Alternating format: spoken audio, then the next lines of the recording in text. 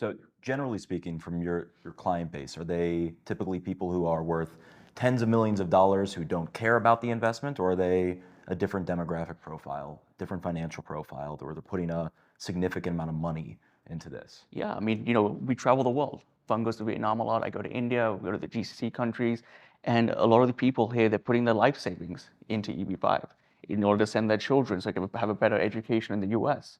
So that, they're not made of money. No one here is really, really made of money. They've saved up all this money from a long period of time, and that's what they're choosing to do, is invest into the US so that their children themselves can have a better life in the US. So, mitigating risks, making sure that capital is secure is so important.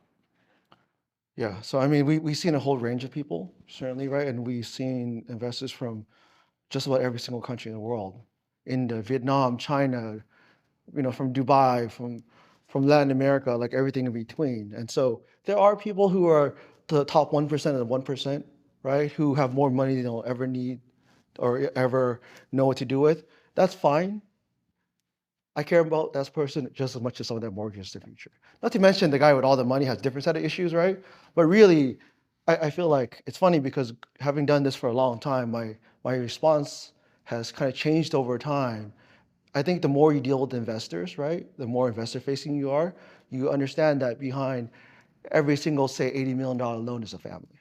And as a parent, my answer there changes dramatically because what you realize is that, yes, there is a substantial amount of money you're investing in.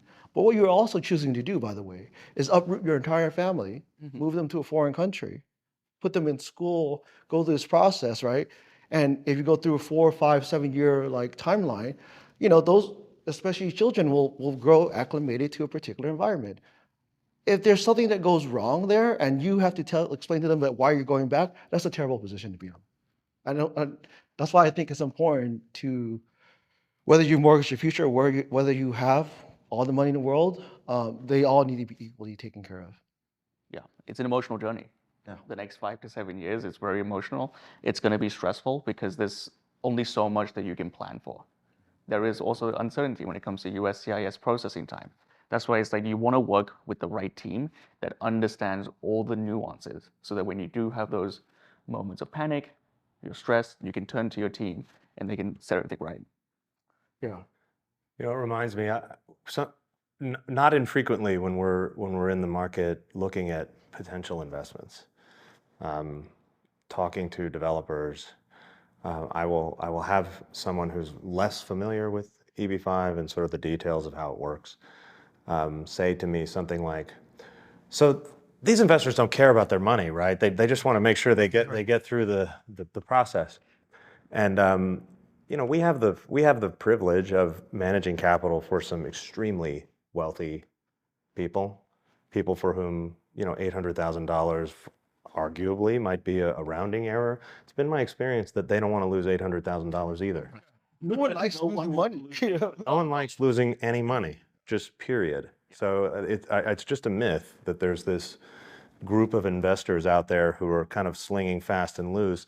I really don't care how wealthy they are or aren't.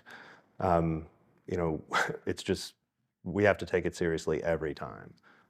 Yeah, it's easy when you try not to be a bad person, right? You try to be ethical and try to take care of them, right? So I think it's funny because we as part of our business, we not only deal with investors, but again, we have a substantial, domestically, most of our clients, right, are developers, are business owners who are trying, they've heard about this world, the EB-5, and they want to use it as a source of financing to open their business, right? And so it never fails, right? At least once a week, someone calls us and it's like, I heard EB-5 is really easy to get. It's really cheap, right? I have all these people who want to invest right now. No, you don't. Click. It doesn't work that way. It doesn't. I have all these people who trust me. They're going to put all their money in there. No, they don't. A lot of investors, right? Anyone who's been through this has a certain amount of respect, and I think respect and understanding of how difficult it can be, and you overcoming those difficulties, managing them. No one who's been in this for a long time thinks it's easy, in my experience.